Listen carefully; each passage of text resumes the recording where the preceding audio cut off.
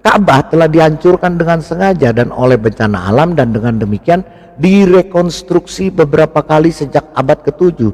Jadi Ka'bah ini udah pernah hancur, ya, sudah pernah rusak, hancur, ya.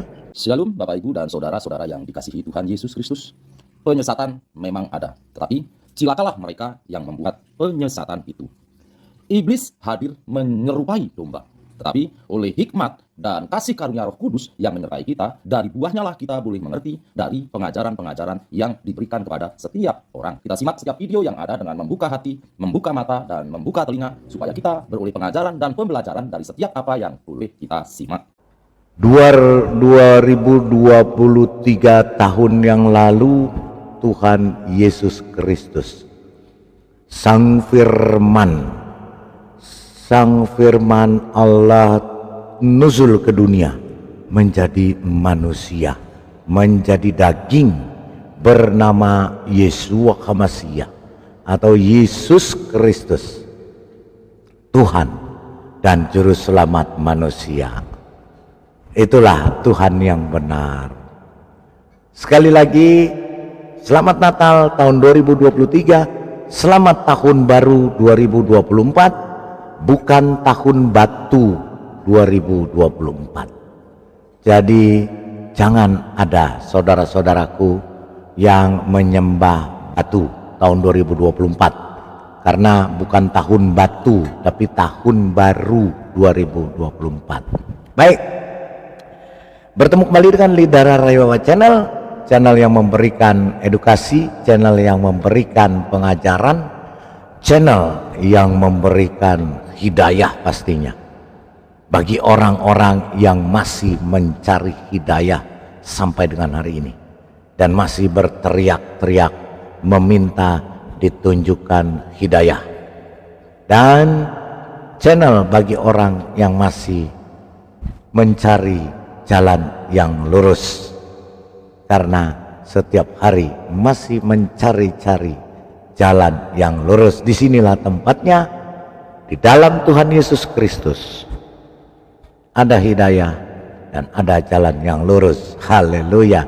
Dan channel Lidara Raywawa memberikan kebenaran, bukan halusinasi, bukan asumsi, bukan tipu menipu, apalagi menyesatkan, seperti channel-channel sampah yang ada, yang memelintir ke sana kemari, yang berusaha untuk mempengaruhi umat Kristen dengan omong kosongnya, ya, dengan mengatakan Yesus bukan lahir di tanggal 25 Desember. Tanggal 25 Desember lahirnya Dewa Matahari, Saturnalia, dan segala macam. Jangan percaya, itu adalah channel-channel sampah, channel-channel yang hanya bisa berasumsi, dan hanya channel-channel yang menipu dan menyesatkan. Jangan percaya. Kalau percaya, maka engkau akan binasa dan tersesat. Haleluya. Ya, baik. Sekali lagi ya, selamat Natal, selamat tahun baru 2024. Ya, selamat malam, selamat sore, selamat siang, selamat pagi, dimanapun saudara-saudaraku berada. Tuhan Yesus memberkati. Dan juga selamat Natal, Merry Christmas and Happy New Year 2024, ya, dimanapun saudara-saudaraku berada. Baik, karena bumi kita bulat, maka ada perbedaan waktu, ya. Karena apa? Perbedaan waktu itu menandakan bumi bulat, karena Tuhan Yesus Kristus itu adalah Tuhan Yesus Kristus, dia menciptakan bumi yang bulat, ya, bukan bumi yang dihamparkan atau bumi yang datar seperti kue cucur seperti telur dadar atau telur mata sapi. Tidak, ya. Tuhan Yesus menciptakan bumi yang bulat. Jika setelah Tuhan Yesus naik ke surga, kemudian ada makhluk yang mengaku menciptakan bumi yang dihamparkan, bumi yang datar seperti kue cucur, seperti telur mata sapi, seperti telur dadar, dan seperti kardus, triplex, kain, permadani. Jangan percaya, itu bukan Tuhan, tapi hantu alias iblis alias setan alias dajjal. Karena Tuhan Yesus, Tuhan yang hidup, menciptakan bumi yang bulat, bukan bumi yang datar atau bumi yang dihamparkan seperti tadi ya, seperti triplek, seperti telur mata sapi. Jangan percaya, ya. Maka jika engkau percaya, maka engkau tersesat. Dan bacalah firman Tuhan, Alkitab, karena firman Tuhan itu adalah kitab suci dan firman Tuhan satu-satunya di dunia. Tidak ada lagi firman Tuhan selain daripada Alkitab, ya, kitab suci, ya. Itulah firman Tuhan satu-satunya. Di luar daripada Alkitab bukan firman Tuhan, tapi firman hantu atau firman hantu alias setan alias iblis alias dajjal. Ya, besem haaf ya ben feruah hakodes ha Elohim echad bismil ab wal ibn wal rohul kudus ilahun wahid, dalam nama Bapa, Putra, dan Roh Kudus, Allah yang Esa, Trinitas yang Esa. Itulah iman kekristenan. Jika tidak ada Trinitas, maka tidak ada iman kekristenan. Tidak akan ada namanya umat Kristen tanpa adanya Trinitas. Jadi jangan menyangkal Trinitas, jangan menolak Trinitas, maka engkau binasa. Karena hantu alias iblis alias setan alias dajjal menolak Trinitas, ya, dan mereka tidak mau mengakui Yesus adalah Tuhan, dan mereka mengatakan Yesus, ya, Yesus tidak disalibkan. Itulah hantu alias iblis alias setan alias dajjal.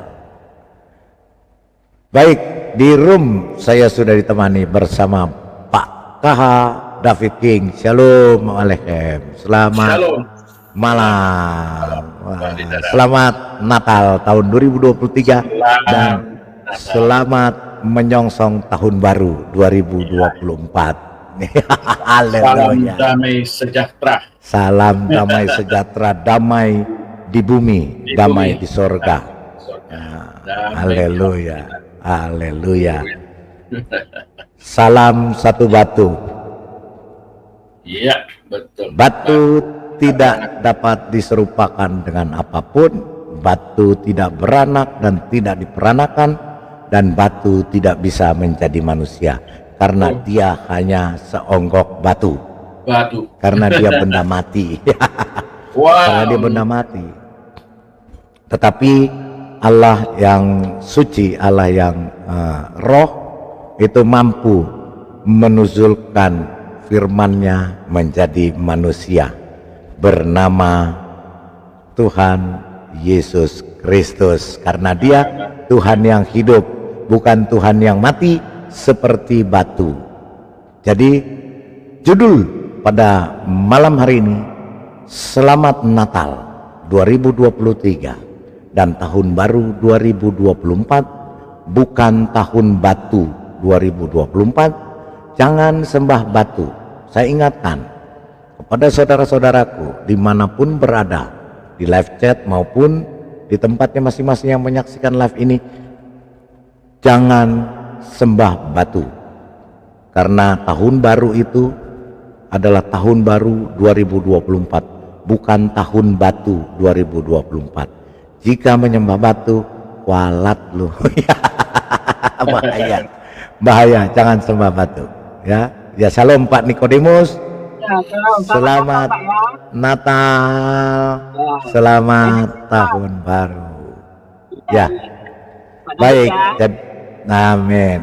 Ya, sekali lagi selamat Natal tahun 2023 dan menyongsong tahun baru 2024 kepada semua subscriber Lidara Raywawa Channel dan kepada seluruh donatur yang sudah menyisihkan dan menyalurkan berkatnya bagi yayasan Lidara Raywawa Channel, dan untuk kita salurkan lagi. Ya, selamat Natal tahun 2023 dan selamat menyongsong tahun baru 2024. Tuhan Yesus memberkati.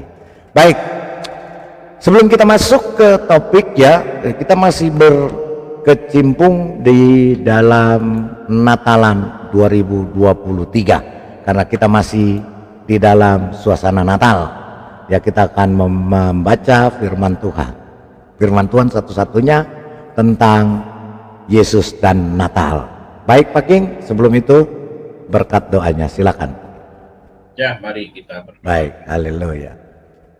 Bapa di sorga, kami mengucap syukur buat malam ini. Terima kasih Tuhan, Engkau telah menyertai ibadah Natal kami sepanjang hidup kami hari ini, dan juga Engkau memimpin Natal di gereja dimanapun berada di seluruh tanah air Republik Indonesia, bahkan sampai ke ujung-ujung dunia.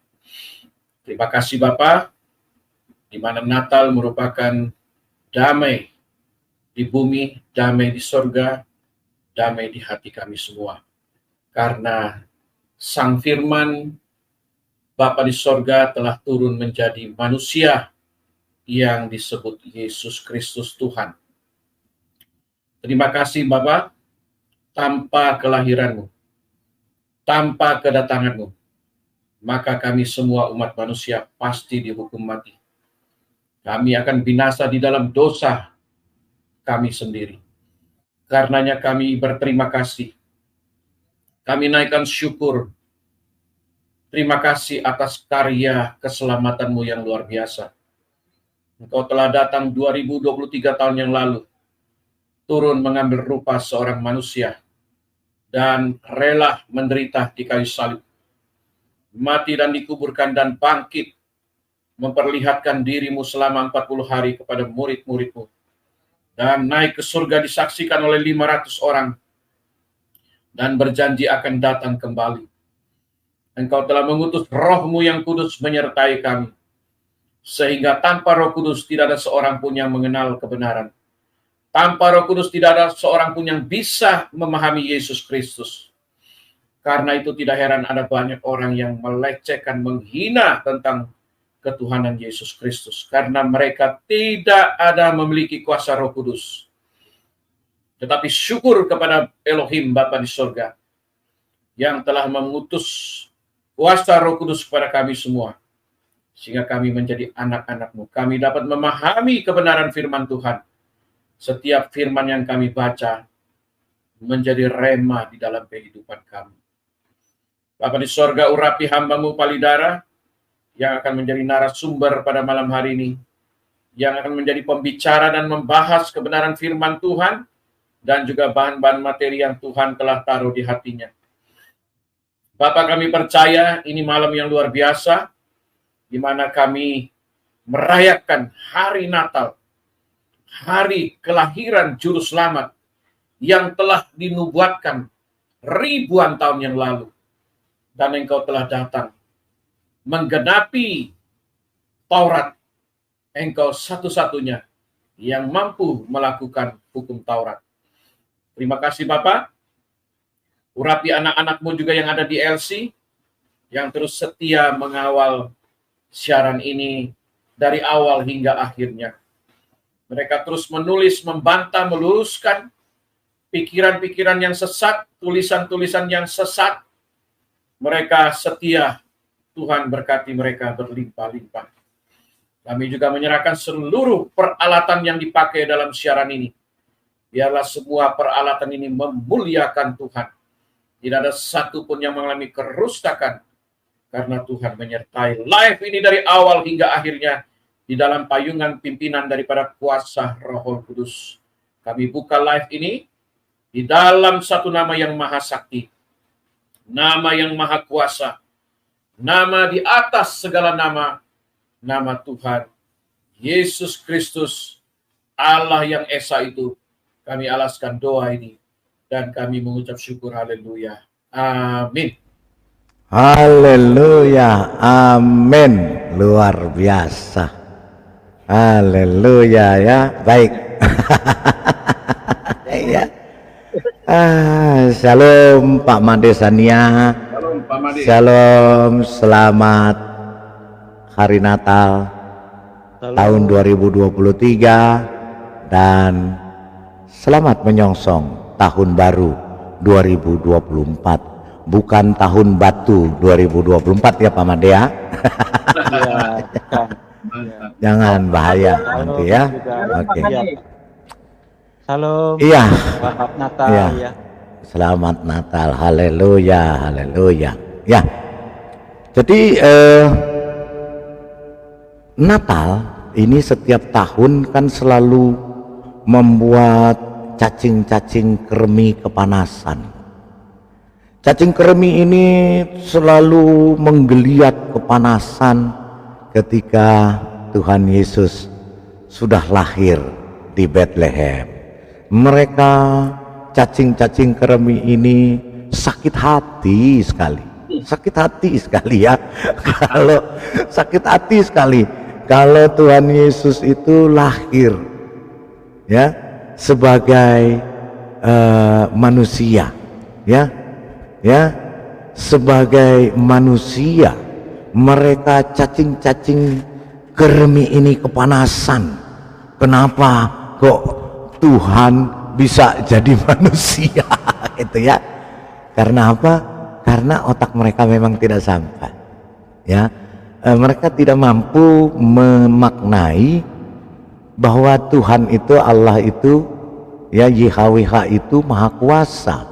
Dia bisa berbuat apa saja, dia bisa melakukan apa saja ya, apapun yang dia inginkan, termasuk dia menuzulkan firman-Nya kepada seorang perawan suci, Darah Maria ya, yang belum pernah sama sekali disentuh laki-laki. Kemudian firman itu ya melalui Roh Kudus masuk dan dikandung oleh Maria ya, Maria keturunan Yehuda atau keturunan Daud. Jadi otak mereka tidak sampai ya, jadi mereka sangat kepanasan ya, cacing-cacing kremi ini ya. Karena apa? Karena mereka tidak mampu membantah, mereka tidak mampu untuk mengeliminasi bahwa Yesus lahir di Bethlehem 2023 tahun lalu dan menjadi manusia dan menjadi Tuhan, Tuhan di atas segala Tuhan bagi manusia di dunia.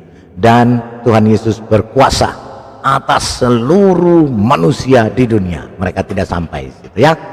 Ya baik. Dan mereka kan channel-channel sampah ini ya selalu mempergunakan data-data yang sampah, data-data yang bukan data primer ya. Jadi ketika mereka membuka pasti data-data yang sampah. Nah, ketika sekali lagi nih paling penting nih, ketika kita membuka yang namanya Wiki Islam, ya, kemudian mereka mulai kepanasan ya. Yang kita buka Wiki Islam ini, mereka mulai kepanasan, cacing-cacing kremi ini ya, cacing-cacing kremi ini mulai kepanasan ketika kita buka Wiki Islam. Kemudian mengatakan Wiki Islam ini bukan orang Kristen, bukan orang Muslim. wiki Islam ini buatan itu, kan gitu ya.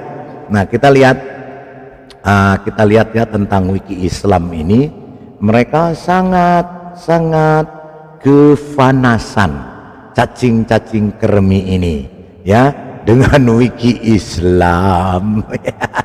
Oke, kita lihat wiki Islam ini ya. Oke, kita akan saksikan wiki Islam. Nah, ini wiki Islam ya. Wiki Islam ini ada dan sah di Google. Betul apa betul? Ya. Wiki Islam ini sah karena wiki Islam ini tidak pernah dihapus atau tidak pernah diblok oleh Google.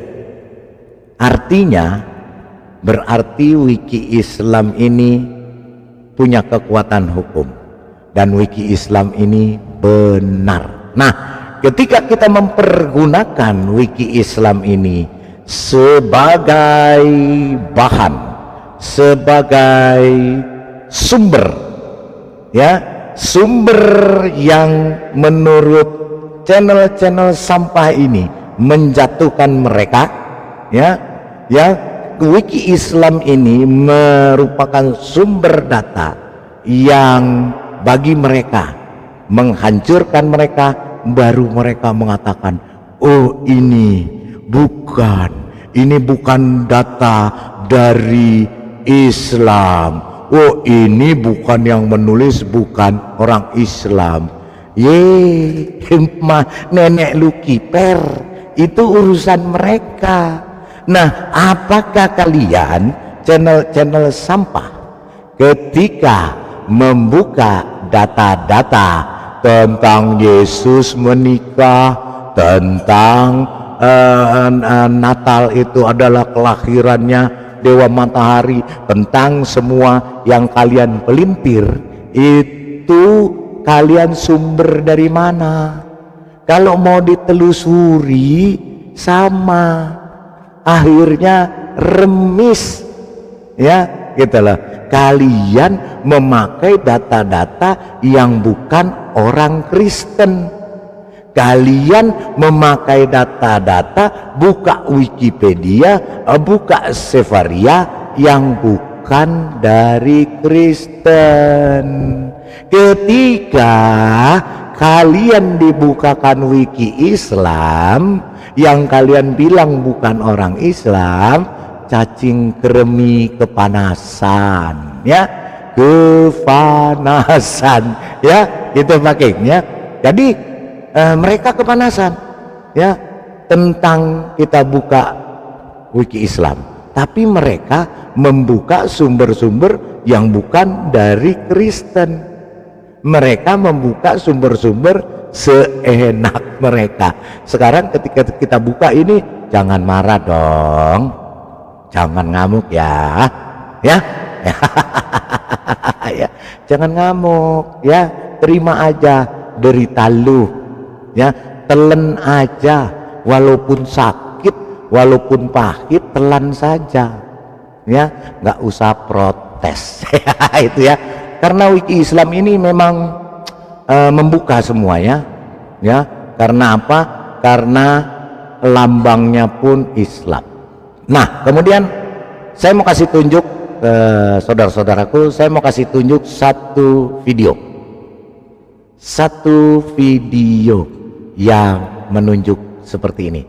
Nanti bisa menilai sendiri ya. Kita lihat. Inilah pohon bulan sabit Ramadan. Ketika Bazi menguploadnya di Instagram, pohon itu telah meledak secara online dengan nama yang berbeda. Pohon bulan sabit, pohon Ramadan, dan bahkan pohon Idul Fitri.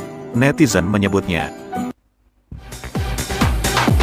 Ya, jadi mereka, bukan saya yang ngomong ya, itu mereka sangat iri sekali dengan Natal ya, makanya mereka cari cara ya, padahal cuma mau cuma mau ingin menyamakan.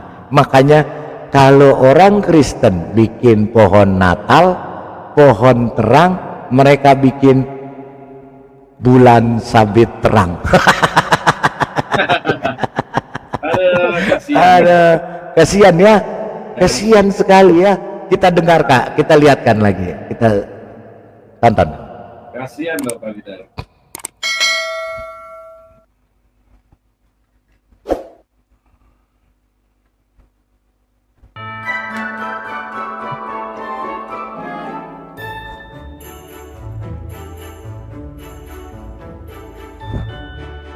Natal merupakan hari raya yang sangat dinantikan oleh jutaan umat Kristen di seluruh dunia. Momen memaknai kelahiran Kristus dengan berbagi kasih dan berkumpul dengan sanak saudara. Perayaan ini identik dengan pohon Natal beserta pernak-pernik yang menghiasinya. Bahkan di benua Amerika dan Eropa, kebiasaan menghiasi rumah dengan gemerlap lampu dan ornamen Natal sudah menjadi tradisi turun-temurun yang semakin menambah kemeriahannya. Santa Claus, hadiah Natal, adalah hal yang paling dinantikan oleh anak-anak. Anda akan menemui rumah-rumah, toko, swalayan, mal, fasilitas umum lainnya, bahkan di pinggir jalan, sangat meriah dengan hiasan-hiasan Natal. Itu akan Anda temui apabila berkunjung ke Eropa, Amerika, atau negara-negara yang mayoritas penduduknya orang Kristen.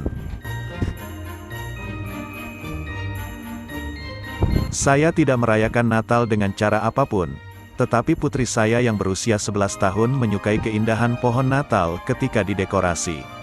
Apakah saya boleh memiliki satu di rumah saya tahun ini? Tanya seorang wanita Muslim Amerika, di situs Islam Question and Answer.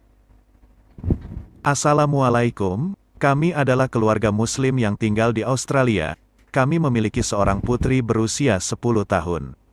Natal akan datang dan ini adalah tahun pertama putri kami bersikeras untuk merayakan Natal. Dia sudah menghias pohon Natal di sekolah dan membuat dekorasi. Tapi di rumah, saya tidak membuat manifestasi perayaan. Dia tertarik untuk membeli pohon Natal di rumah. Sepenggal keluhan yang sama, juga diutarakan seorang Muslim asal Australia, di situs About Islam.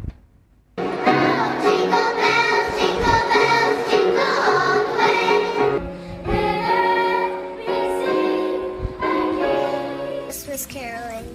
Jesus' family, the ornament when I put on my tree. Celebrate Christmas. It was Santa. Orang non-Kristen sama liburan Muslim pada saat Natal. Menghiasi beberapa properti di kota Dearborn saat Ramadan tiba, tapi itu tidak semeriah Natal. Bazi mengatakan, dia ingin membawa sedikit semangat Ramadan ekstra ke kota yang merupakan rumah bagi salah satu komunitas Arab dan Muslim Amerika yang paling terkonsentrasi. Orang bisa menjadi lebih kreatif, katanya. Bazi mengetahui hal itu dengan sangat baik, dan mencoba mengubahnya. Satu pohon Ramadan pada satu waktu. Terinspirasi dari pohon Natal, Bazi kemudian mulai memasang pohon dan menghiasinya dengan nuansa Islami, sebagai persiapan untuk menyambut Ramadan. Namun, putrinya yang berusia 4 tahun dengan polos mengira kalau itu adalah pohon Natal. Pada hari yang sama, Bazi kemudian membongkar pohon itu dan menatanya kembali berbentuk bulan sabit, simbol yang diakui secara luas dalam Islam. Akhirnya jadilah pohon bulan sabit Ramadan. Wah.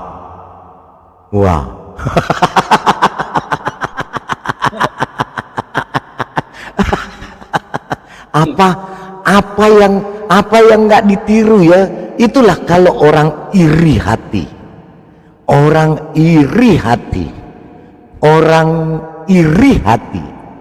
Orang sirik, orang dengki, semua mau dia tiru, semua mau dia ambil, semua dia mau memunyain. Nabi dia rampok, betul nggak Pak King? Betul. Nabi-nabi Alkitab dirampok. Monopoli Pak ya, di monopoli juga ya. Bukan monopoli Pak, ngerampok Pak. Kalau monopoli Ngerampok punya ya, sendiri nggak iya. apa-apa. Saya memonopoli hasil buatan saya sendiri, ya itu wajar. Iya, Tapi iya. kalau saya memonopoli hasil rampokan, itu kurang ajar Pak namanya. Paham? Ya, gitu. Kalau memonopoli buatan saya sendiri, itu namanya wajar. Tapi kalau memonopoli hasil rampokan, itu kurang ajar. Nabi-nabi dirampok, ya, kitab suci dirampok, digonta-ganti sesuka hatinya, ya, dijadiin dongeng, omong kosong. Sekarang pohon Natal dicari bulan sabit. Tanggalnya nggak netep Pak ya. Aduh, jadi dibilang, Tanggalnya juga nggak netap. iya, dibilang pohon bulan sabit suci. Weh. Kita dengerin ya. Ketika Bazi menguploadnya di Instagram, pohon itu telah meledak secara online dengan nama yang berbeda. Pohon bulan sabit, pohon Ramadan, dan bahkan pohon Idul Fitri. Wih, ada kado pula.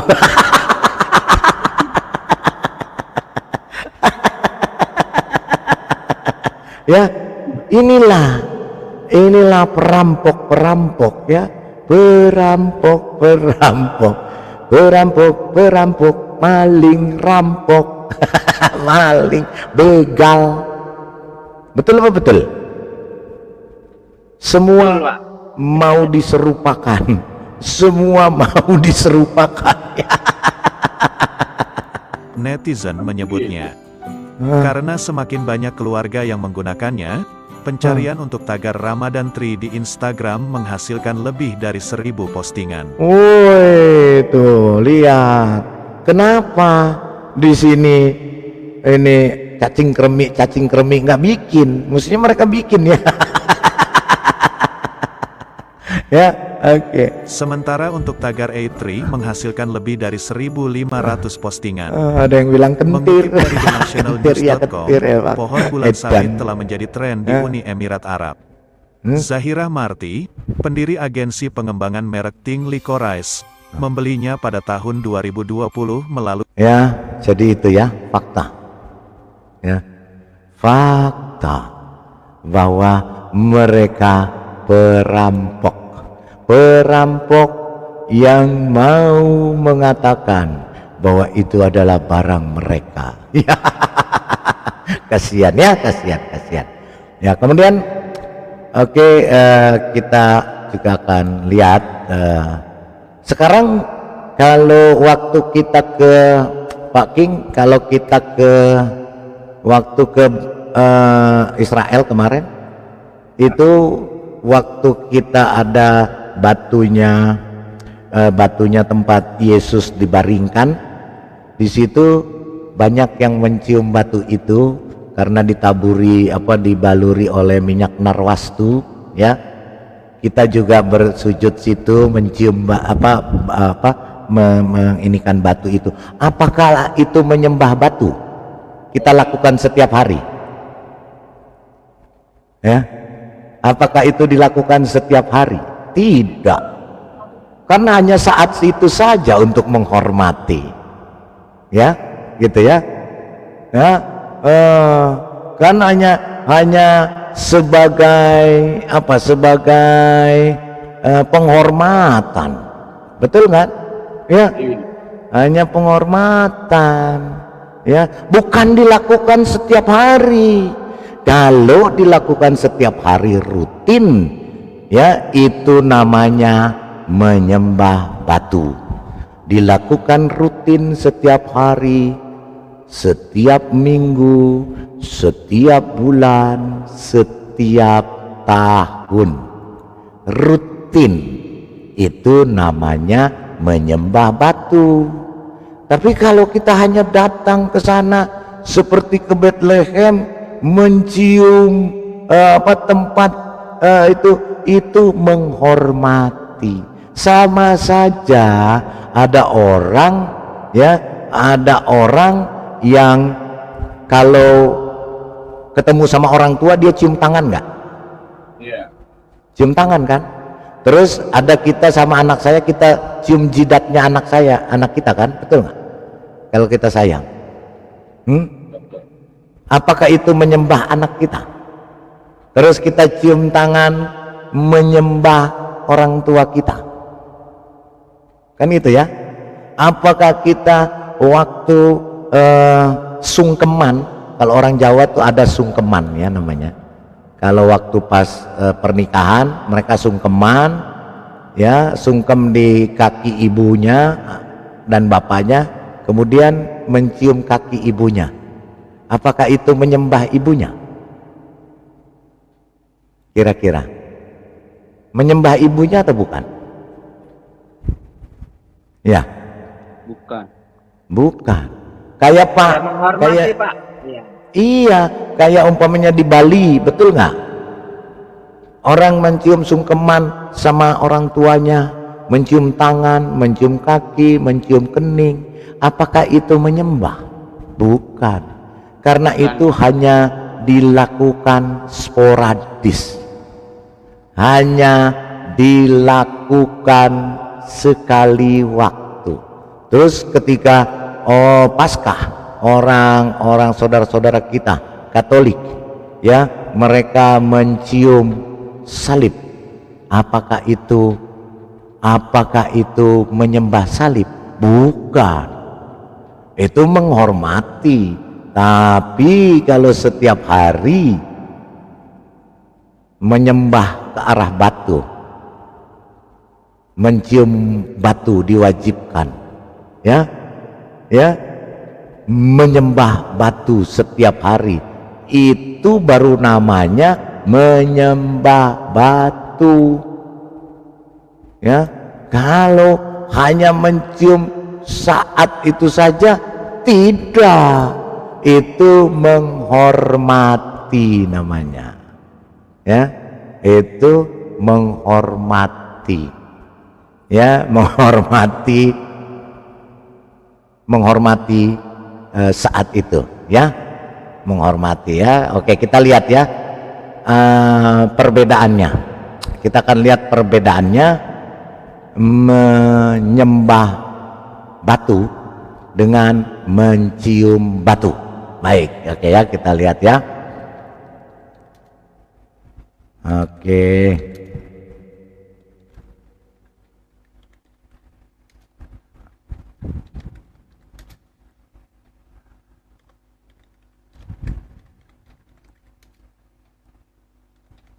Oke, kita lihat ya, supaya ini, karena waktu kita di sana pun kita ya mencium, menghormati kok, betul nggak? Betul Pak, bukan lain dengan mengagungkan, itu lain Pak ya? Lain dengan mengagungkan dan lain dengan menyembah. Kalau menyembah tuh setiap hari, itu ya. Kalau namanya mencium tuh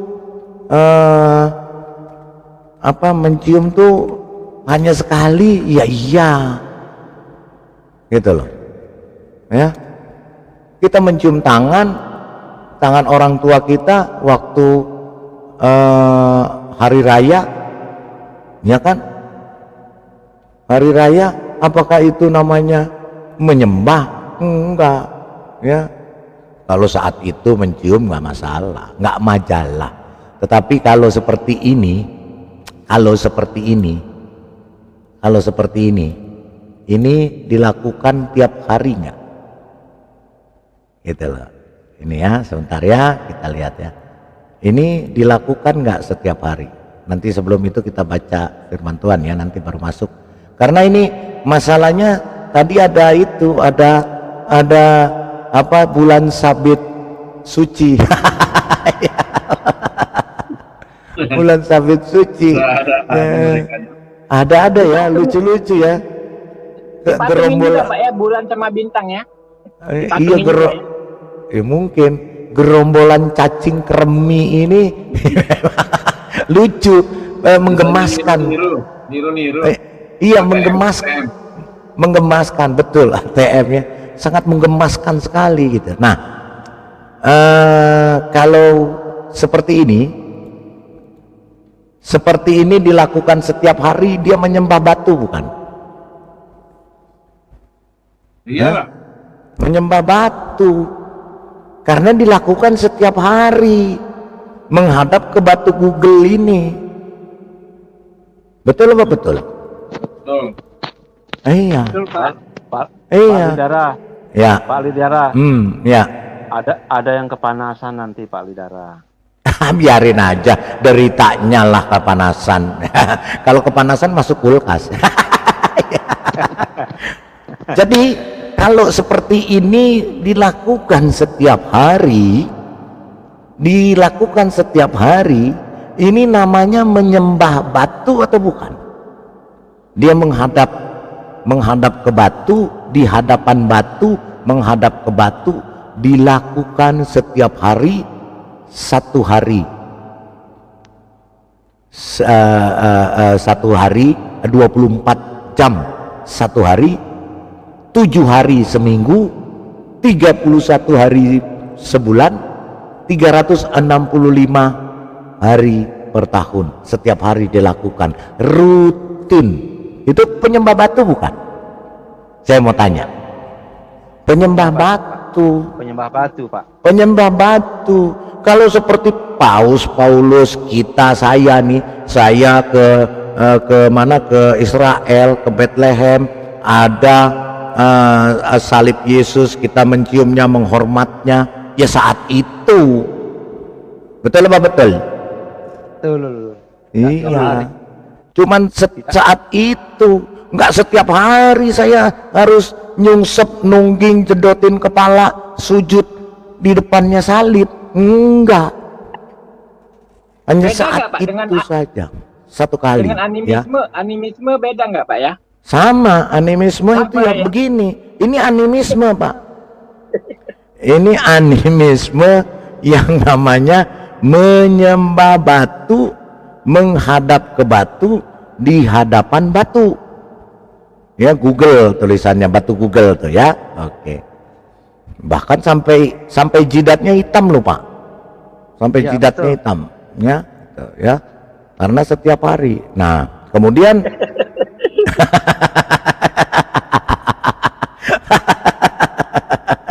ya, itu baru namanya menyembah batu. Itu loh. Kalau hanya mencium, hanya sekedar mencium, itu pun satu kali, cuman satu momen atau satu saat, itu bukan menyembah, gitu ya. Kalau ada yang mengatakan bahwa itu menyembah, nenek lu kiper. Jadi kalau cium tangan, malah setiap hari cium tangan, mau pergi, ya kan? Umi, mau pergi Umi, cium tangan, pulang cium tangan. Itu nyembah emaknya atau bukan? Iya, tapi itu tidak dilakukan rutin dan tidak diwajibkan, gitu loh. Kalau sujud seperti ini, itu namanya menyembah batu. Nah, kita lihat ya, kita lihat ini ya. Nah, ini ya. Oke. Kita perhatikan lagi ya sebelum kita masuk.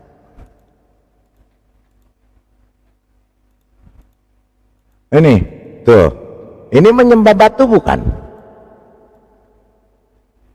Ini menyembah batu bukan? Ini lagi menyembah batu. Ini menyembah batu Google. Ini menyembah AC. Ini menyembah AC. Di hadapan, jadi namanya menyembah itu dilakukan setiap hari, dilakukan rutinitas, ya, dan itu suatu kewajiban yang tidak boleh ditinggalkan, ya. Kemudian itu dia lakukan setiap hari sepanjang tahun, sepanjang hidupnya, itu baru namanya menyembah. Menyembah batu seperti kita sampai akhir hayat kita, sampai kita mati, kita menyembah Tuhan Yesus dalam roh dan kebenaran. Ya. Betul apa betul, Pak? Betul sekali, Pak. Iya. Nah, kalau orang yang setiap tahun sampai mati, setiap hari, setiap jam, setiap hari, setiap jam, setiap bulan, setiap minggu sujud nyungsep begini sampai kepala jidatnya hitam, itu namanya menyembah batu. Nggak bisa dihindari lagi, itu nggak bisa dibantah, ya, nggak bisa dibantah. Betul apa betul? Nggak bisa dibantah, nggak bisa dibantah. Dipercayakan ada sesuatu, Pak, ya? Iya. Dipercayakan. Walaupun umpamanya orang ini mengatakan enggak, saya nggak menyembah batu, saya nggak menyembah batu, tetapi dia lakukan setiap hari seperti ini. Orang gila juga tahu bahwa dia lagi nyembah batu. Betul apa betul? Iya betul sekali, benar. Contoh itu Pak Lidara. Wah, mantap ini. Betul. Iya. Dipercayakan ada sesuatu tuh. Iya, gini loh Pak, gini, kita setiap hari, setiap jam, setiap menit, setiap detik, ya, setiap hari, seminggu, 7 hari selama seminggu, 31 hari selama sebulan, 365 hari selama 1 tahun, sampai kita mampus, sampai kita mati melakukan ini. Itu artinya ritual menyembah batu. Terus ketika dibilang lu nyembah batu kan, enggak, saya enggak nyembah batu.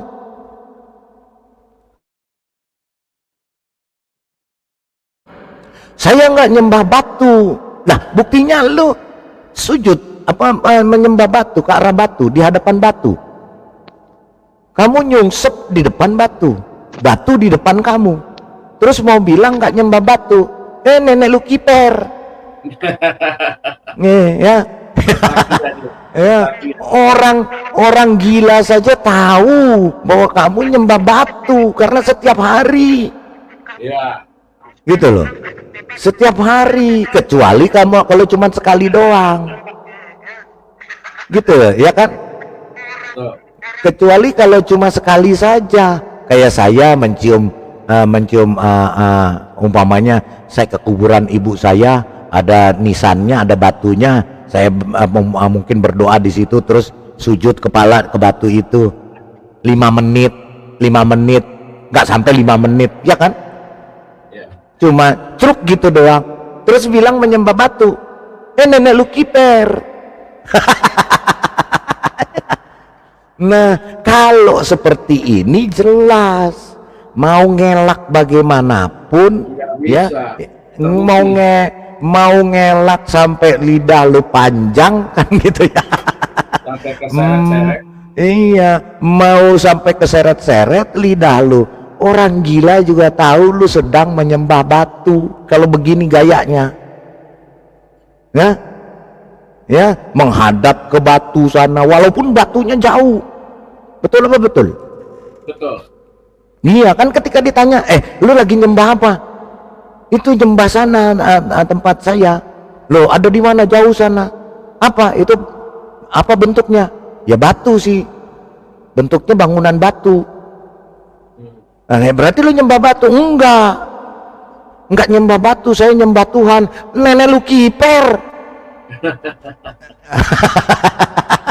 Nah, setiap hari lu nyembah ke arah sana, setiap hari lu nyembah di depan batu itu, setiap hari lu nyembah menghadap batu itu, terus bilang menyembah Tuhan.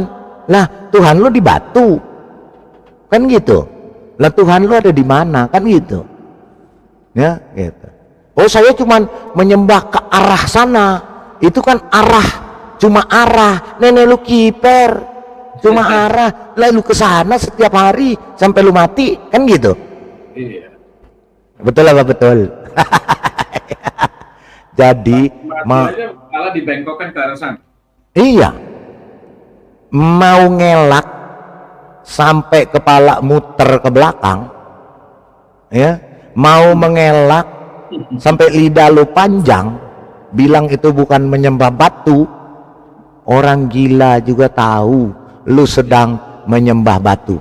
mau ke arah kek, mau di hadapan kek, mau satu jurusan kek, mau itu. Faktanya setiap hari, setiap menit, setiap jam lu nyungsep, jedotin kepala, nyembah ke arah batu itu. Jadi lu menyembah batu. Itu kan ya, itu baru namanya waras. Ketika orang mengatakan lu menyembah batu, terima, karena faktanya memang begitu. Jangan ngelak. Lu makin ngelak, lu makin kelihatan dungunya. Ya, orang gila aja tahu lu lagi nyembah batu. Ya, walaupun lu bilang arah sana, arah sini, ya, itu cuma ini doang, cuma tanda. Nenek lu kiper, cuma tanda. Lu jelas-jelas lu ngarah ke batu sana. Ya lu artinya menyembah batu. Kalau saya diarah di depan lemari, di depan saya ada lemari, saya nyungsep kepala jedotin ke ubin rumah saya, apakah saya bukan menyembah lemari? Saya nyembah lemari. Ketika ada orang, lu gila ya, lu nyembah lemari, terus gue bilang bukan, saya nggak nyembah lemari. Lah buktinya lu nyungsep di depan lemari, menghadap ke lemari. Jadi lu nyembah lemari. Itu ya, baik. Aduh, terima kasih nih kalau super stikernya, haleluya, dapat hadiah Natal. Haleluya, begitu. Wow, luar biasa. Ya, jadi begitu. Jadi nggak bisalah ngelak. Kalau saya cuma sekali, cuma saat itu saya mencium tangan orang tua saya mencium ada topi kesayangan saya cium, kan gitu ya. Kadang-kadang kan begitu ya kan Pak, ya kan, ada barang yang kita sayangi kita cium kan.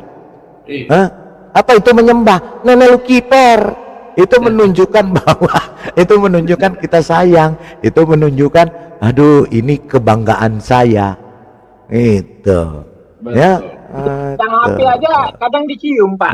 Api dia kirim pesan kan, berhasil ininya, diciumnya tuh api, lewat api kan. gitu ya. Jadi oke ya, baik. Kemarin kita sudah bahas ya tentang Natal. Natal itu artinya kelahiran.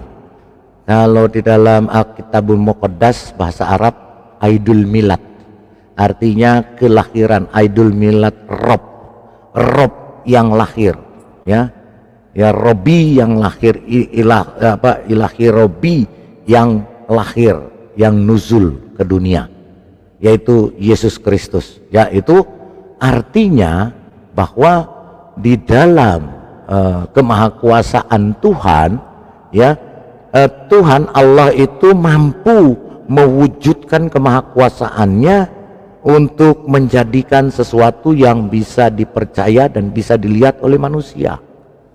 Ya, makanya disebut Aidul Milad, hari kelahiran. Aidul Milad ya Rob, ya, Miladak ya Rob, ya. Jadi kelahiran Rob itu dilahirkan. Ya, itu bahasa Arabnya di dalam Alkitabul Muqaddas. Ya. Jadi Rob itu dilahirkan. Ya, Robi itu dilahirkan. Robi itu apa? Robi itu bisa Tuhan, bisa Tuhan. Rob, karena ada yang mengatakan ya Rob, ya Rob. Pernah nggak dengar ya Rob, ya Robku, ya Rob? Sering, Pak. Ya Rob, Iya. sering. Iya, ya Rob, ya Rahman, ya Rob, ya Rahman. Itu artinya sedang memanggil Tuhan atau Tuan. Gitu loh, ya. Itu Rob artinya Tuan. Bisa jadi Tuhan ketika di dalam ya Robi itu ketika di dalam keilahiannya, di dalam ketuhanannya, di dalam keallahannya, dia jadi Tuhan. Robi, Tetapi kalau Rob itu Tuan. Itu Tuan, artinya dia Tuan yang di atas segala Tuan. Maka jadi Tuhan. Ya gitu ya. Rob gitu ya. Jadi itu masalahnya gitu ya.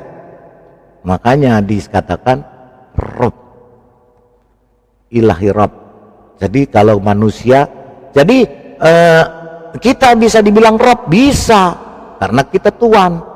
Pak KH David King Tuan tanah, ya gitu loh ya.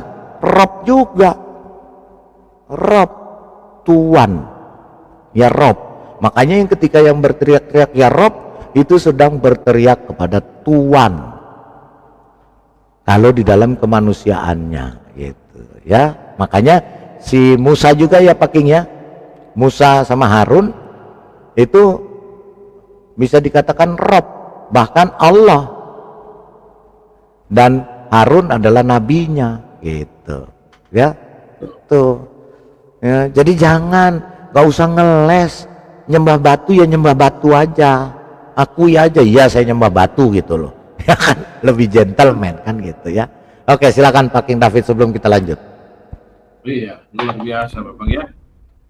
Jadi kalau ada orang yang berkata begini, oh saya tidak menyembah dia, saya tidak menyembah batu, saya hanya disuruh menghadap arah.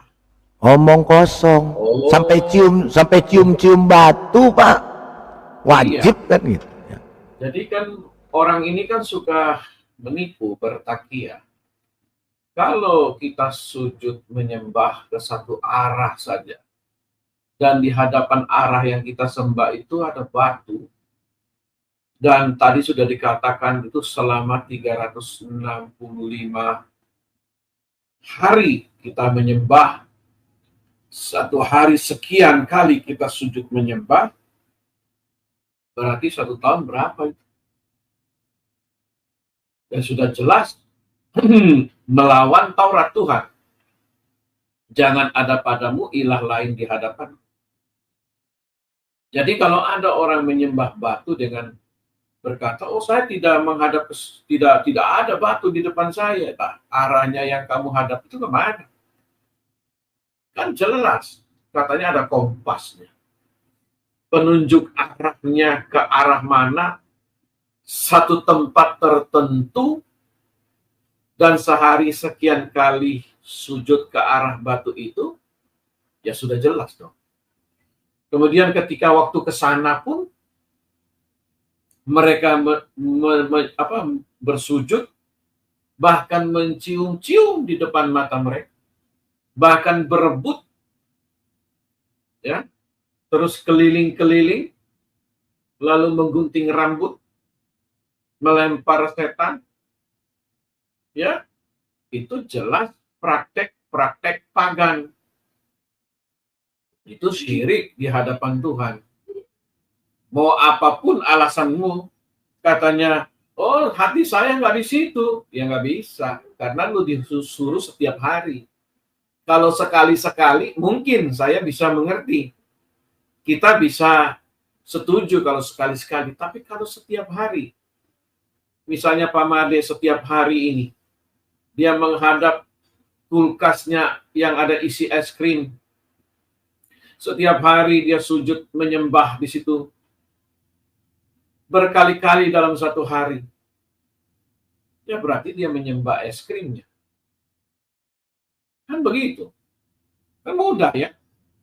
Tetapi Tuhan yang kita sembah, Tuhan yang kita imani, Yod He Vav He itu, dia adalah roh.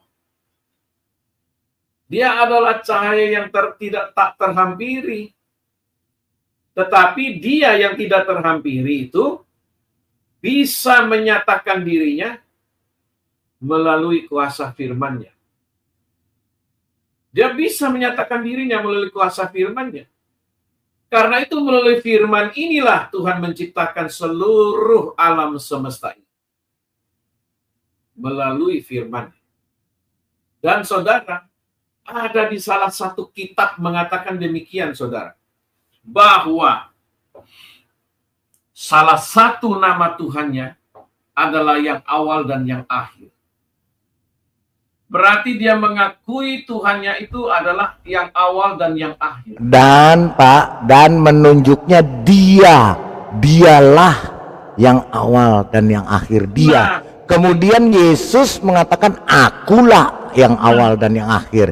Jadi contohnya begini. Saya menunjuk kepada Pak KH David. Dialah yang awal dan yang akhir. Terus Pak King David mengatakan akulah yang awal dan yang akhir.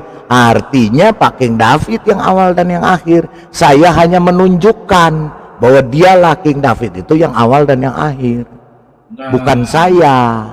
Itu kalau orang waras, Pak. Lanjut. Nah, makanya firman Tuhan di dalam Wahyu 1 ayat 8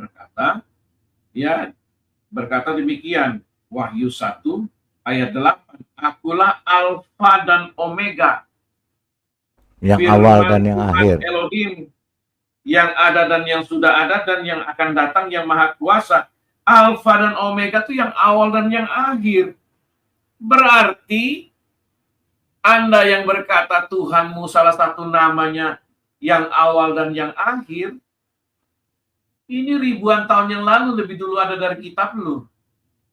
Sudah menulis demikian, akulah al-awal dan akulah al-akhir.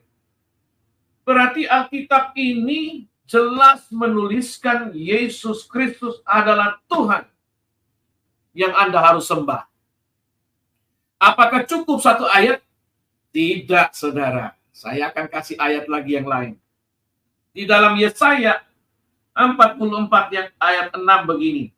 Berfirmanlah Yod-Heh-Vaveh, Raja dan Penebus Israel, YHWH semesta alam, akulah yang terdahulu dan akulah yang terkemudian. Tidak ada ilah selain aku. Wow, ini saudara pernyataan firman Tuhan yang disampaikan oleh Nabi Yesaya. Nabi besar ini saudara, yang berkata demikian. Ya, bahkan kita melihat di dalam Wahyu 22 ayat yang ke-13 berkata demikian. Wahyu 22 ayat 13. Akulah Alfa dan Omega, yang pertama dan yang terkemudian, yang awal dan yang akhir. Berarti apa, saudara? Semua nabi-nabi, semua rasul-rasul, semua raja-raja yang tertulis di dalam Alkitab kita dari Kejadian 1 sampai Wahyu 22 menyembah Yeshua HaMashiach. Jadi jangan berpikiran yang picik, saudara. Kalau Anda mengatakan Yesus bukan Tuhan, Anda salah besar. Karena salah satu namanya Yesus adalah akulah yang awal dan yang akhir. Di kitabmu berkata, Tuhanmu punya nama salah satunya yang awal dan yang akhir.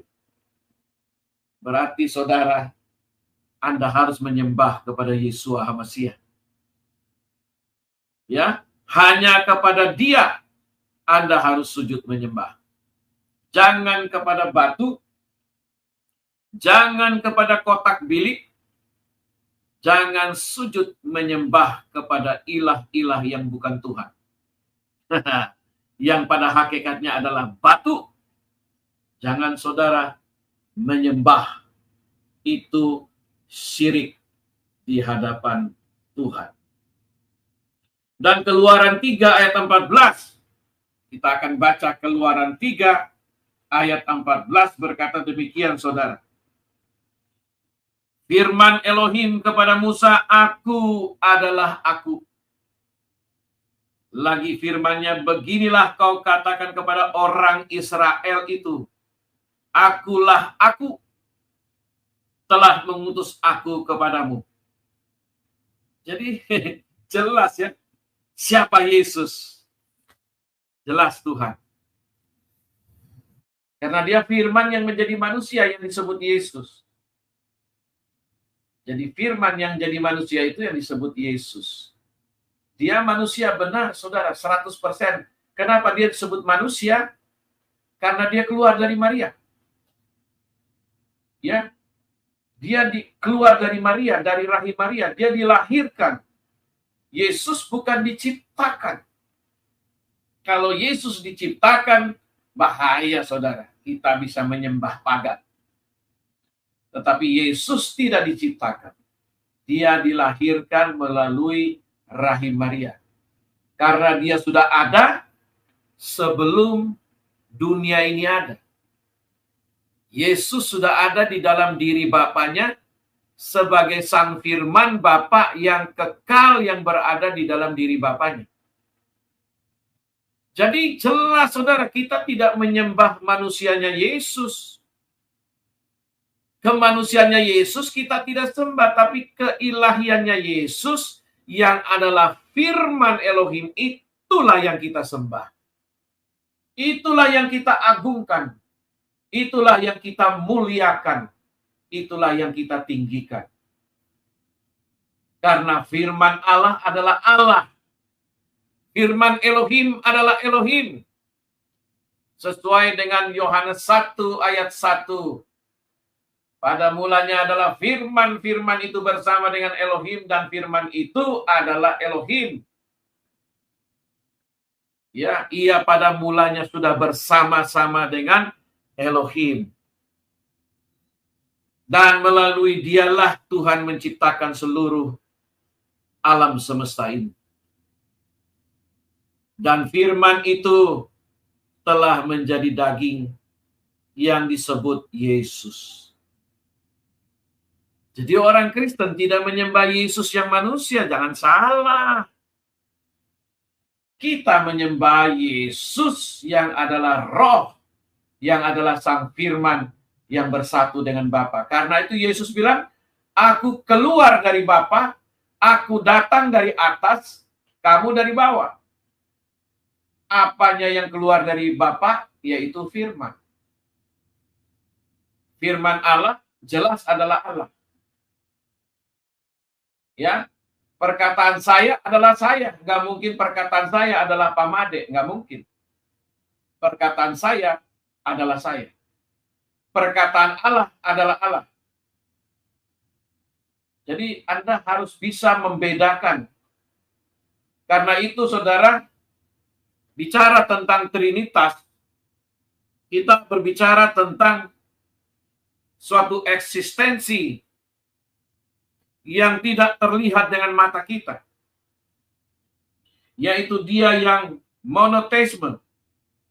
Allah yang esa itu menyatakan dirinya melalui Sang Firman-Nya yang kekal, yang bersama-sama di dalam dirinya, dan melalui kuasa Roh Kudus-Nya yang kekal, yang bersama-sama dengan dia di dalam dirinya Bapa.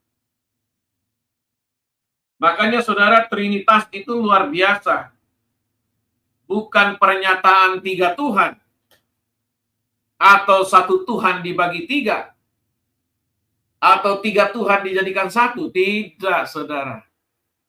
Trinitas itu satu pernyataan Allah yang monoteisme. Elohim yang monoteisme itu menyatakan dirinya melalui firman-Nya dan menyatakan dirinya melalui kuasa Roh Kudus-Nya. Jadi clear, saudara. Tidak ada orang Kristen menyembah 3 Tuhan. Dan tidak ada orang Kristen menyembah kemanusiaannya Yesus. Tidak ada. Tidak ada dalilnya. Saudara boleh kasih saya dalilnya. Orang Kristen menyembah manusia. Kalau ada dalilnya, malam ini juga saya keluar dari Kristen. Ya, tidak pernah ada. Dan tidak pernah ada Tuhan orang Kristen mati. Gak pernah ada ayatnya. Mereka tidak berpikir pernah. Yesus itu manusia, Pak. Nah, karena pikiran mereka tidak disertai dengan kuasa Roh Kudus. Hanya Roh Kudus yang ada di dalam diri seseorang yang mampu berkata Yesus Kristus adalah Tuhan. Kalau tanpa Roh Kudus, tidak mungkin orang itu bisa mengakui Yesus adalah Tuhan. Nggak mungkin, itu mustahil, saudara. Ya, hanya melalui kuasa Roh Kudus yang berdiam di dalam diri seseorang, itulah orang itu bisa berkata, Yesus adalah Tuhan. Jadi kita nggak heran ketika Protestan, para polemuter, gang becek, mereka berkata Yesus bukan Tuhan, karena tidak ada kuasa Roh Kudus dalam diri mereka. Mereka tidak memahami ayat-ayat firman Tuhan yang ada di dalam Alkitab kita. Ya, mereka adalah orang-orang kontekstual. Mereka adalah orang-orang yang letterlek saja. Yang tidak memahami bahasa perumpamaan, bahasa figuratif. Mereka nggak paham. Mereka main comot-comot satu ayat, lalu mereka katakan, ini loh kitabmu, kitab porno. Padahal kalau kita buka semua ayatnya, dia akan kabur dan malu.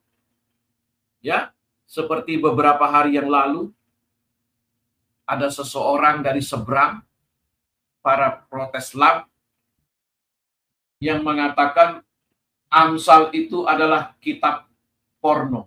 Amsal 7 ayat 16 sampai 19. Setelah kita membaca dari ayat 1 sampai ayat 15, maka dia terheran-heran, terheri-heri. Kenapa?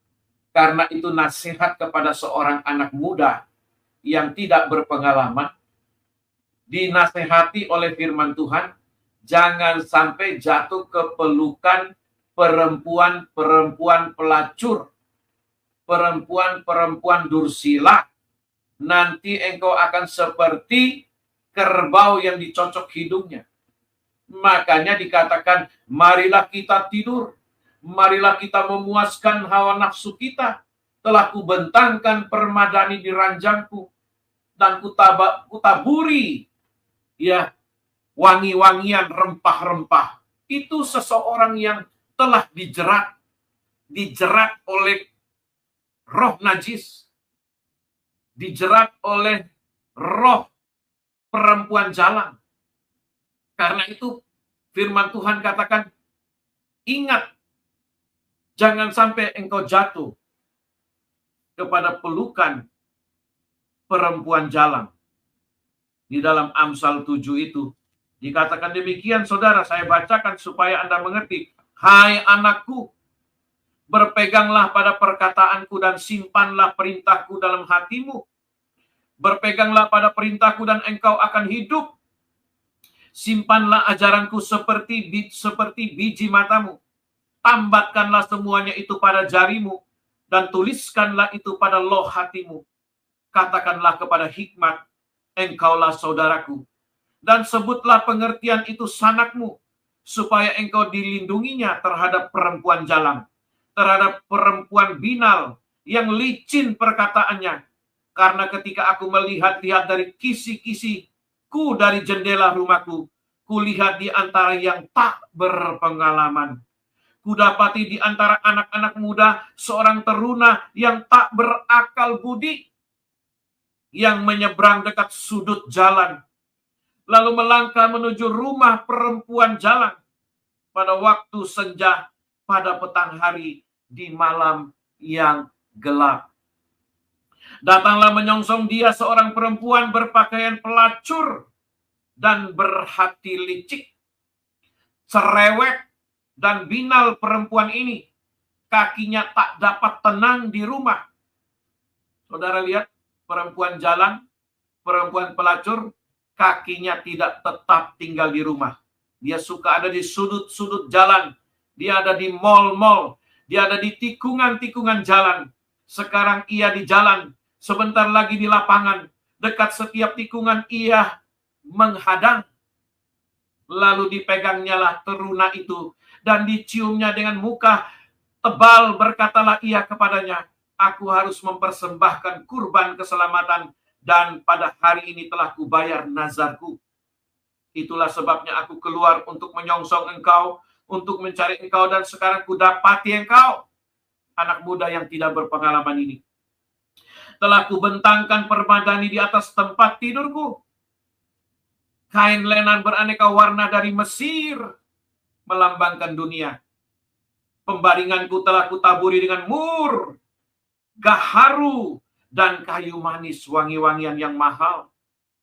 Marilah kita memuaskan birahi hingga pagi hari dan bersama-sama menikmati asmara karena suamiku tidak di rumah. Ia sedang dalam perjalanan jauh. Ia membawa sekantong uang dan baru pulang menjelang purnama. Ia merayu orang muda itu dengan berbagai bujukan. Dengan kelicikan bibir ia menggodanya. Tiba-tiba orang muda itu mengikuti dia seperti lembu yang dibawa ke pejagalan. Dan seperti orang bodoh yang terbelenggu untuk dihukum. Sampai anak panah menembus hatinya. Seperti burung dengan cepat menuju ke perangkap. Kalau Anda sudah terperangkap seperti burung, Anda nggak bisa lari kemana-mana. Tanpa menyadari bahwa hidupnya terancam. Orang yang terperangkap dengan kehidupan perempuan jalang, hidupnya pasti terancam. Oleh sebab itu, hai anak-anak, kata firman Tuhan, dengarkanlah aku, perhatikanlah perkataan mulutku, janganlah hatimu membelok ke jalan-jalan perempuan jalang itu, dan janganlah menyesatkan dirimu dalam lintasannya, karena banyaklah yang terluka ditewaskannya. Sangat besarlah jumlah orang yang dibunuhnya. Banyak orang yang mati karena terikat perempuan jalang. Rumahnya adalah jalan ke dunia orang mati yang menurun ke ruangan maut. Sampai ayat 27. Kalau baca firman Tuhan harus sampai tuntas, saudara. Jangan copet-copet. 1-2 ayat lalu Anda bikin kesimpulan. Ini loh, kitab orang Kristen penuh dengan pesta seks, penuh dengan ayat-ayat porno. Padahal mereka baca dari ayat pertama. Itulah Pak King. Ya. Nah benar kata Pak King itu. Mereka pikir itu kan Alkitab Kristen. Itu kan untuk universal, dikatakan untuk semua orang itu. Iya, betul sekali. Demikian juga dengan kitab Hosea. Demikian juga dengan kitab Yehezkiel. Semua itu bahasa-bahasa figuratif, bahasa-bahasa perumpamaan yang dikatakan ya Ohola dan Oholiba itu adalah Yerusalem dan Samaria. Yerusalem dan Israel. Ya, itulah Yerusalem dan Israel. Jadi Ohola, Oholiba itu adalah perumpamaan figuratif. Ya, karena mereka telah berzina secara rohani. Makanya Tuhan memakai istilah mereka adalah seperti pelacur-pelacur. Jadi orang yang berzina rohani itu seperti pelacur. Makanya saudara, kalau saudara baca firman Tuhan, jangan otakmu porno. Seperti RT 6 Gang Becek itu otaknya porno. Ya, hanya sebatas pusar ke bawah. Porno. Tidak suci, tidak kudus hatinya. Ketika membaca Alkitab, mereka bilang, wah ini loh kitab porno. Padahal otak mereka yang porno. Demikian dari saya, Pak Lidara. Terima kasih. Lanjut, Pak Lidara. Mantap, Pak. Ya. Haleluya. Ya, jadi gitu ya. Jadi jelas ya bahwa mengenai kita lihat dari wiki Islam, apakah ini otentik loh ya data ini kita lihat ya. Jadi kita akan lihat ya bagaimana penyembahan berhala ya, menyembah batu. Ya ini bukan kata saya. Bukan kata saya, Pak. Bukan kata saya ya. Ini kata ini ya, bukan kata saya ya. Oke, kita akan lihat dari wiki Islam ya. Oke, Wiki Islam Ka'bah ya. Ka'bah ini dari Wiki Islam, bukan, sekali lagi bukan buat karangan saya ya. Gitu ya. Ka'bah Wiki Islam, Ka'bah adalah kubus ya, artinya dalam bahasa Arab Ka'bah ini adalah bangunan kubus ya, bangunan kubus. Kita akan lihat ya. Oke. Kita buka ya. Ini bukan kata saya loh Pak King, jangan marah sama saya Pak King ya. Ka'bah lihat kubus adalah masjid paling suci dalam Islam yang terletak di Mekah, kota kelahiran Muhammad, dan secara kiasan dikenal sebagai rumah Tuhan atau Bait Allah, Baitullah, rumah Allah. Nama lain untuk Ka'bah adalah Masjid Al-Haram, yang berarti masjid tempat suci, di mana tempat suci adalah nama untuk bagian dari kota Mekah yang dianggap suci. Muslim menghadapi arahnya dalam doa sehari-hari, dan itu intrinsik untuk ibadah haji ya. Jadi gini ya, jelas Muslim menghadapi arahnya dalam doa sehari-hari ya. 2 dari 5 rukun Islam dalam Quran dan tradisi Islam, Ka'bah diidentifikasi dengan situs tempat suci yang dibangun oleh Abraham, di mana ia pergi untuk mengorbankan putranya Ismail ya. Asal-usul dan signifikansi ritual sebelum Muhammad mengklaim menerima wahyu dari Allah, Ka'bah berfungsi sebagai tempat suci pra-Islam yang populer, yang menurut tradisi hadis menampung 360 berhala dan gambar sebagian besar dewa pagan, dan menarik penziarah dan perdagangan dari banyak bagian Arab. Ada juga laporan bahwa tokoh-tokoh Maria dan Yesus berada di Ka'bah. Diriwayatkan dari umat Islam yang meninggal pada abad kedua. Loh, ini bukan kaleng-kaleng loh ya. Ini yang meriwayatkan umat Islam sendiri abad kedua. Ternyata ada gambar Maria dan Yesus. Artinya mereka menyembah berhala, yaitu menyembah gambar Maria dan Yesus. Menurut sebuah hadis, kalau nggak percaya sama hadis, buang hadisnya, kan gitu ya. Betul apa betul? Betul apa betul? Kalau tidak percaya kepada hadisnya, dibuang hadisnya. Nah, menurut sebuah hadis, Ka'bah mungkin berisi gambar Abraham dan Maria. Lihat Sahih Bukhari, kita lihat Sahih Bukhari. Oke ya. Nah, Sahih. Ya. Kalau yang mereka nggak senang itu, mereka katain doib gitu Pak. Iya, biarin aja. Deritanya lu gitu, nenek lu kiper kan gitu ya. Ya, hadis ini mengatakan begini, diriwayatkan Ibnu Abbas, Nabi SAW memasuki Ka'bah dan menemukan di dalamnya gambar Nabi Ibrahim dan Maryam.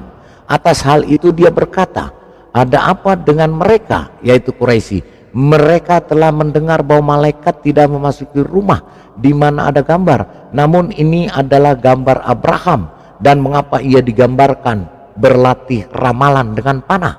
Yahya bin Sulaiman mengatakan kepada kami, ia berkata, Ibnu Wahab mengatakan kepada saya, Amr mengatakan kepada saya, bahwa Bakhira mengatakan kepadanya tentang Krib Maula Ibnu Abbas dari Ibnu Abbas radhiyallahu anhu, dengan mereka berkata, Nabi damai dan berkah Allah bersertanya memasuki rumah dan menemukan di dalamnya gambar Ibrahim dan gambar Maryam, dan dia berkata, adapun mereka telah mendengar bahwa para malaikat tidak memasuki sebuah rumah di mana ada gambar Abraham. Ini adalah seorang fotografer.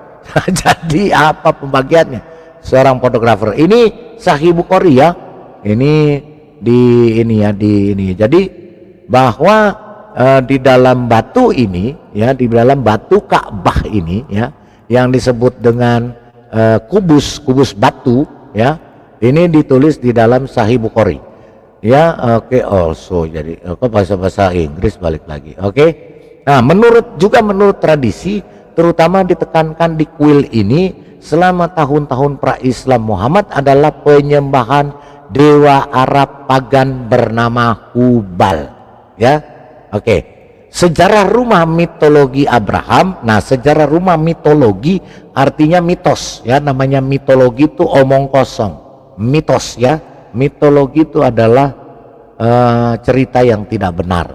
Quran sering menyebutkan tempat suci yang aman atau rumah di mana ritual berlangsung yang bernama Ka'bah, rumah suci. Dalam Quran 5 tanda bagi nomor 9597. Secara tradisional ini diidentifikasi dengan fondasi rumah yang diangkat oleh Abraham dan Ismail. Dalam Quran 2 tanda bagi nomor 127 yang mungkin merupakan implikasi yang dimaksudkan. Lihat juga Quran 3 tanda bagi nomor 96 yang mengatakan rumah pertama bagi umat manusia di mana Ibrahim biasa berdoa dibangun di Bakkah. Umumnya dipahami berarti Mekah. Dan Quran 14 tanda bagi nomor 35 sampai 41 di mana rumah suci yang dibangun oleh Abraham digambarkan dalam istilah yang sama dengan Ka'bah dalam ayat-ayat lain. Bahkan yang lebih eksplisit adalah Quran 22 tanda bagi nomor 26 sampai 29 di mana situs rumah Abraham diidentifikasi sebagai rumah kuno. Jadi menurut ini, ya, bukan menurut saya loh, ini menurut wiki Islam, ya, ini terbuka loh, ya. Jadi fakta, ya. Jadi Ka'bah itu adalah kubus katanya, ya, kubus yang adalah rumah kuno. Artinya rumah Abraham ini adalah rumah kuno, ya, gitu, ya, yang memungkinkan para berziarah untuk berkeliling. Namun ada sedikit atau tidak ada bukti langsung tentang sejarah pra-Islam Ka'bah di Mekah. Sebaliknya ada beberapa bukti tidak langsung yang signifikan yang mendukung pertanyaan tersebut dan tidak mendukung pemahaman tradisional. Dalam makalahnya Foundation the House, Joseph Whitstone nih bukannya kaleng-kaleng nih, orang hebat ini, ya. Dia bukan asal-asalan, bukan seperti channel sampah, cuma comot sana comot sini. Ini orang yang hebat, ya, Joseph Whitstone, ya, membahas ayat ini, yaitu Quran 2 tanda bagi nomor 127. Dia berpendapat bahwa adegan Al-Quran mencerminkan sejumlah tradisi pasca Alkitab yang dibangun di atas Kejadian 22. Tuh, jadi Al-Quran ini dia memang merampok dari Alkitab. Kan dibilang, ya, dia berpendapat bahwa adegan Al-Quran mencerminkan sejumlah tradisi pasca Alkitab yang dibangun di atas Kejadian 22. Jadi semua Alkitab ini, terutama yang Quran 2 tanda bagi nomor 127, ini diambil dari Kejadian 22 di mana Abraham pergi untuk mengorbankan Ishak. Dalam Al-Quran bukan Ismail. Dalam tradisi eksegetis kemudian, ya, Abraham membangun sebuah mesbah untuk pengorbanan dan Ishak rela menawarkan diri untuk disembelih. Pada saat Antiquities of the Jews karya Josephus ayat 1 ayat 227 abad ke-1 Masehi, ini Josephus juga bukan orang kaleng-kaleng nih, orang hebat nih, ya, di abad ke-1 loh. Pada dalam bukunya namanya Antiquities of the Jews, ya, Ishak bahkan membantu dalam pembangunannya. Pada abad ke-4 sampai ke-5 beberapa homili Kristen, kebanyakan Syria, mengambil motif ini. Jadi adalah bahwa ada paralel atau kesamaan antara Quran dengan buku yang namanya Antique Judeo-Christian Literature, ya. Jadi apakah Antique Judeo-Christian Literature ini yang mencuri dari Alkitab atau dari Al-Quran, atau Al-Quran yang mencuri dari buku Let Antique Judeo-Christian Literature? Karena buku ini sudah ada di abad pertama sedangkan Al-Quran ada di abad ke-7. Ya, jadi gitu. Kemudian kita lihat ya, karena masih banyak ya, panjang nanti. Jadi di sini dijelaskan bahwa batu hitam ya bertempat di sudut timur dinding Ka'bah adalah batu hitam yang dikenal sebagai Baitul Suci yang dihormati oleh orang Arab pra Islam. Kitab suci Islam mengajarkan bahwa batu itu jatuh dari surga dan pernah benar-benar putih hanya untuk hilang selama banjir Nuh dan dihitamkan oleh dosa-dosa umat manusia. Batu ini kemudian dikatakan telah diberikan kembali kepada Ibrahim oleh Jibril ketika Ibrahim sedang membangun Ka'bah. Menurut sejarawan, nah ini bukan orang kaleng-kaleng juga nih, Patricia Kron ya, ini sejarawan ya, jelas ada buktinya, ada faktanya. Allah dikaitkan dengan batu hitam. Menurut Patricia Kron, Allah itu adalah batu hitam. Catat nih, di screenshot nih ya, di screenshot ya, di screenshot nih ya, apalagi kalau tuan-tuan guru nonton nih, harus di screenshot supaya jangan bodoh ya. Kemudian di sini adalah dan beberapa tradisi berpendapat bahwa awalnya batu ini adalah pengorbanan ya. Ini tertulis di dalam buku Urubin ya. Terus ini berutang warna pada praktik pagan menuangkan darah dan usus di atasnya. Jadi batu ini tempat untuk darah dan segala macam ya. Ya, di dalam buku Urubin, Places of Worship in Mecca. Tapi seperti yang diharapkan ada juga penjelasan lain tentang warnanya. Ini menunjukkan bahwa ini adalah batu daripada bangunan di sekitarnya yang adalah Bait Allah, rumah Tuhan atau Baitullah. Dan ini memberi kita paralel yang sempurna dengan Betel perjanjian lama. Kultus dewa Dushara juga tampaknya berpusat pada pengorbanan hitam. Nah, kita lihat ya. Ini Dushara nih, Dusares. Dushara ini apa ya? Kita lihat. Oke, kita akan lihat ya. Jadi memang artinya di sini, jadi Ka'bah itu memang tempat berhala. Ya, menurut buku ini loh. Tempat berhala artinya jika orang yang menyembah Ka'bah ini artinya dia menyembah berhala. Betul apa betul? Ya.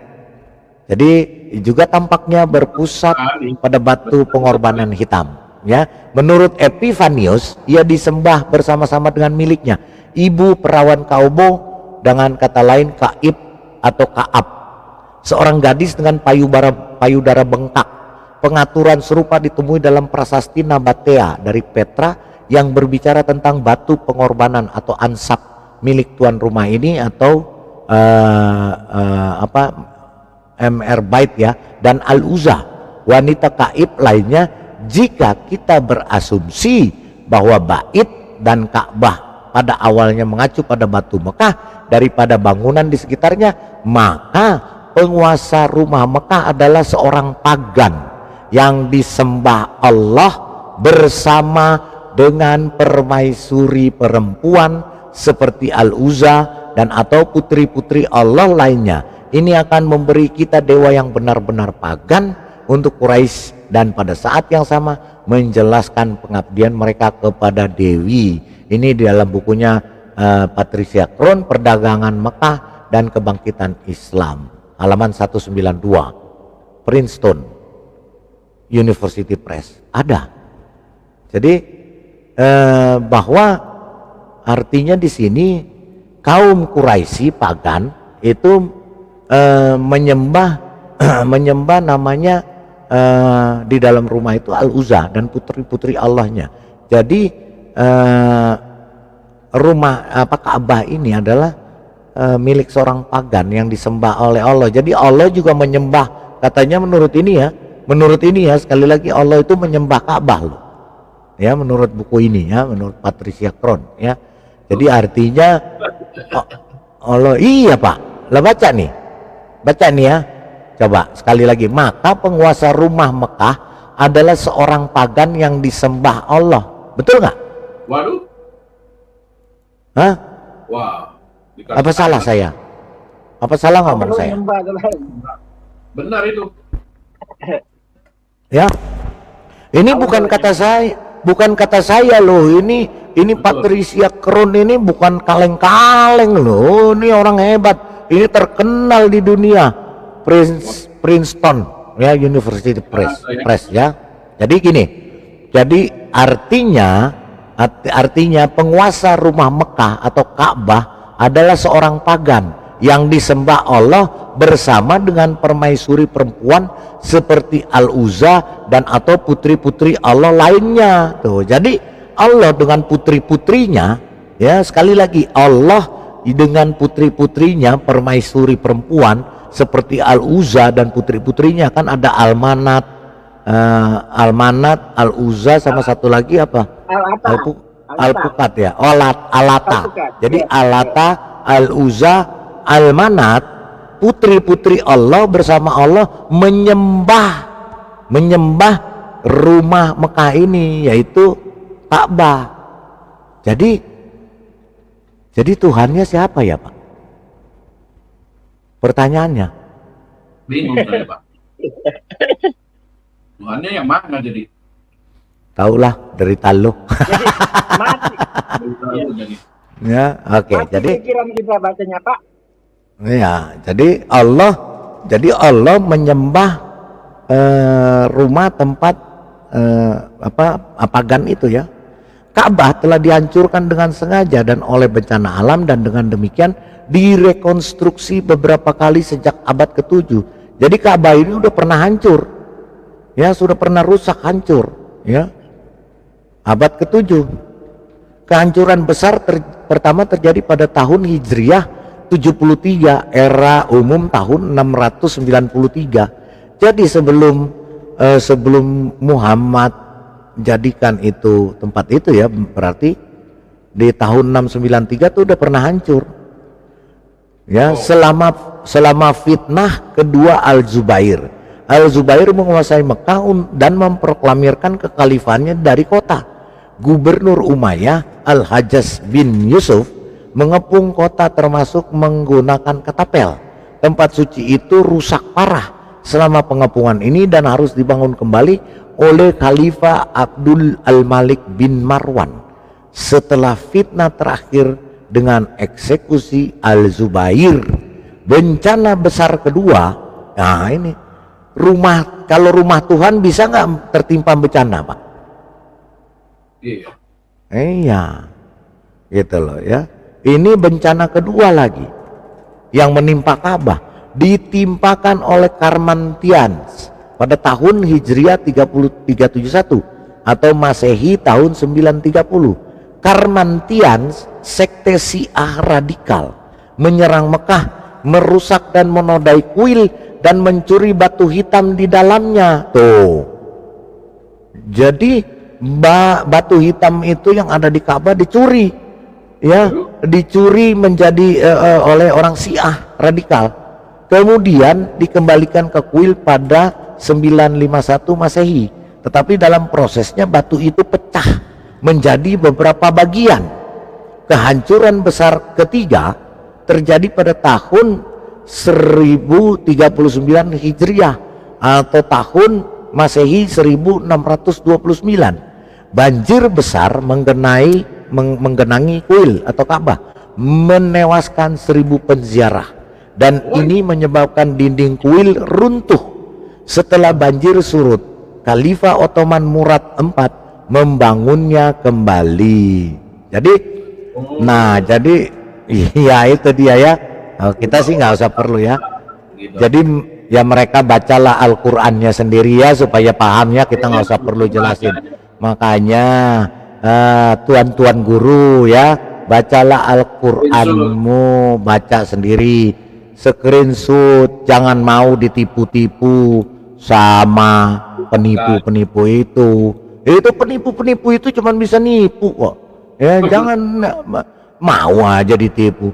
Tuan-tuan guru ini mau aja ditipu sama orang dungu. Berarti tuan-tuan guru ini lebih dungu daripada penipu kan, daripada yang nipu ya. Gitu ya. Jadi tuan-tuan guru ini memang lebih dungu, otaknya nggak ada daripada sang penipu ya. Oke. Jadi ini ceritanya ya, semua ada referensinya ada ya, dasar-dasar rumah Joseph Winston ya, kemudian Gabriel Said Reynolds, Al-Quran dan Alkitab, teks dan komentar, New Heaven, terus Saint Anthony ya, mengapa Al-Quran membutuhkan tempat suci Mekah, tanggapan terhadap pidato Presiden Profesor Gerard Houghting, terus kemudian Journal of International Quranic Studies Association, terus kemudian ini ya, sejarah ini Quraisy, ada lagi Maxen ya, terus Mekah Makoraba ya, dalam kitab Al-Usur Al-Wusta volume 26 ya, kemudian Lewis Bernard Ensiklopedia Islam volume 4, ini semua ada history of Ka'bah ya. Jadi ini sahih ya, dan ini sahih, sangat sahih. Wiki Islam bukan kaleng-kaleng ya. Oke, jadi jadi itu ya.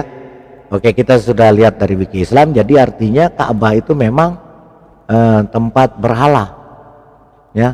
Ka'bah itu tempat berhala ya. Jadi jika ada orang yang sujud menyembah ke sana, berarti dia menyembah berhala, kan bukan kata saya loh Pak.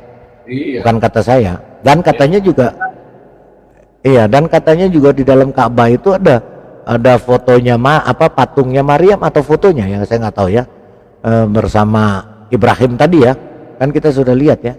Betul. Coba kita cek dulu lagi. Saya ucapkan terima kasih telah menonton video ini sampai habis.